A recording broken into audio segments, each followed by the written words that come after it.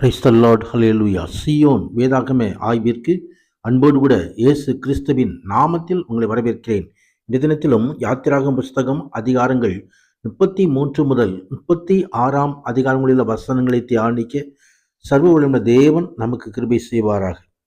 33வது அதிகாரத்திலே கர்த்தர் மோசேயை நோக்கி, நீயும் எகிப்து தேசத்திலிருந்து நீ அழைத்து கொண்டு வந்த ஜனங்களும் இவ்விடத்தை பட்டு புறப்பட்டு உன் சந்ததிக்கு கொடுப்பேன் என்று நான் ஆபிரகாமுக்கு, ஈசாக்கு, யாக்கோபுக்கு ஆணையிட்டு கொடுத்த பாலும் தேனும் ஓடிய தேசத்துக்கு போங்கள் என்று ஆண்டவர் சொல்லுகிற காரியத்தை குறித்து பார்க்கிறோம்.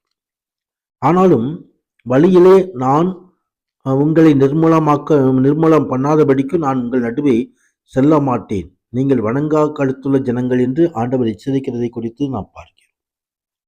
இஸ்ரவேலின் பாவத்தின் காரணமாக தேவன் அவருடன் செல்வதில்லை என்றும், தமக்கு பதிலாக ஒரு தூதன் அவர்களை வாக்குத்தத்தம் பண்ணப்பட்ட தேசத்திற்கு அழைத்து செல்வான் என்றும் கூறப்படுவதை குறித்து நாம் பார்க்கிறோம்.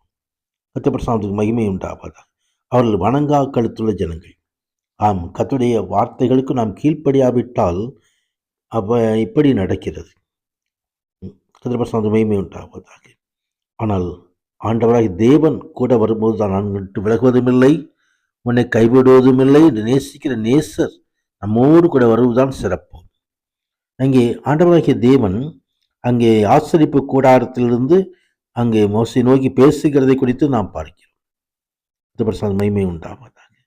ஆசரிப்பு கூடாரம் ஸ்தாபிக்கப்பட்ட மோசை கூடாரத்துக்குள் பிரவேசித்த போது மேகஸ்தம்பம் இறங்கி கூடார வாசல் நின்றது. கர்த்தர் மோசையோடே பேசினார் எழுதப்பட்டிருக்கிறது. மோசே கர்த்தருடைய மகிமையை காண்பதை குறித்தும் இங்கே பார்க்கிறோம். மோசே முகமுகமாய் பேசத்தக்கதாக தேவனுடைய பிரியமான நண்பனாய் சிநேகிதனாய் இருந்து அந்த ஒரு அன்பை பெற்றுக்கொண்டதை நாம் இந்த பகுதியிலே காண முடியும்.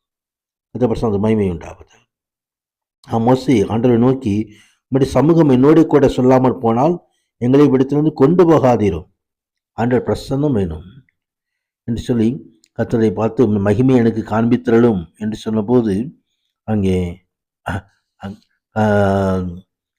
ஆண்டவராகிய தேவன் என்னுடைய தயையெல்லாம் உனக்கு முன்பாக கடந்து போக பண்ணி கர்த்தருடைய நாமத்தை உனக்கு முன்பாக கூறுவேன், எவன் மேல் கிருபையாயிருக்க சித்தமாயிருப்பேனோ அவன் மேல் கிருபையாயிருப்பேன், எவன் மேல் இரக்கமாயிருக்க சித்தமாயிருப்பேனோ அவன் இரக்கமாயிருப்பேன் என்று சொல்லி அங்கே கர்த்தருடைய சமூகம் கடந்து போகும்போது கர்த்ததாமே அந்த மோசை கண்மணியின் வெடிப்பிலை வைத்து பாதுகாத்ததே அணிது. கரத்தால் மூடுவேன் என்று சொல்லி ஆண்டோட சமூகத்திலே அந்த காரியங்கள் நடக்கிறது எல்லாம் இந்த அதிகாரத்தில் பார்க்கிறோம். 34ஆம் அதிகாரத்திலே புதிய கற்பனை பலகைகளை ஆண்டவர் கொடுக்கிறார். 34 அதிகாரத்தில் முந்தின கற்பனைகளுக்கு ஒத்த 2 கற்பனைகளை இழைத்து கொண்டு உடைத்து போட்டு அந்த முந்தின பலகைகளிலே இருந்த வார்த்தைகளை அதிர்வேன் எழுதுவேன், இந்த காலத்திலே ஆயத்தமாகி சீனாய் மலையில் ஏறி அங்கே மலையின் உச்சியிலே காலமே என் சமூகத்தில் வந்து நில் என்ற ஆண்டவர் கட்டளை கொடுக்கிறார். ஓசை கீழ்ப்படிந்து அங்கே போகிறார். கர்த்தருக்கு மகிமை உண்டாவதாக. அங்கே தாமே ஆண்டவராகி தேவனுடைய மகிமையை காணப்படுகிறார். கர்த்தருக்கு மகிமை உண்டாவதாக. ஆம், தேவனுடைய வார்த்தைகளுக்கு நாம் கீழ்ப்படிய வேண்டும். கீழ்ப்படியும் பொழுது கர்த்தர் அவங்க தன் மகிமை நமக்கு வெளிப்படுத்துகிற கர்த்தர். கர்த்தர் மகிமை உண்டாவதாக. மோசையின் முகம்லாம் பிரகாசம் அடைந்தது. கர்த்தர் மகிமை உண்டாவதாக. இங்கே 40 நாட்கள் உபவாசத்தோடு தேவ சமூகத்திலே காத்திருந்த அந்த மோசே கர்த்தருடைய வார்த்தைகள் கொடுக்கப்பட்டது. கர்த்தர் மகிமை உண்டாவதாக. அங்கே கர்த்தருடைய முகம் இந்த மனுஷனையும் பிரகாசிப்பிக்கிற மெய்யான ஒளி மோசையின் முகத்தையும் பிரகாசித்ததை குறித்து பார்க்கிறோம். 35 அதிகாரத்திலே ஓய்வு நாள் ஆசரிப்பு கூடாத பற்றிய கட்டளைகள் கொடுக்கப்படுகிறதையும் ஆசரிப்பு கூடாதக்கூடிய பொருட்கள் எல்லாவற்றையும் மோசே சேகரித்து வைக்கிறதையும் குறித்தும் நாம் பார்க்கிறோம். கட்டளப்பட்ட 25 அதிகாரம் 31 அதிகாரத்தில் கட்டளைகள் இங்கே மீண்டும் கூறப்பட்டிருக்கிறது. ஆசரிப்பு கூடாத சம்பந்தப்பட்டான கட்டளைகள் யாவையும் மோசையினால் நிறைவேற்றப்பட்டன. கர்த்தருடைய மகிமை உண்டாவதாக. ஆம், ஆண்டவர் சொன்ன காரியங்களை நாம் நிறைவேற்ற வேண்டும்.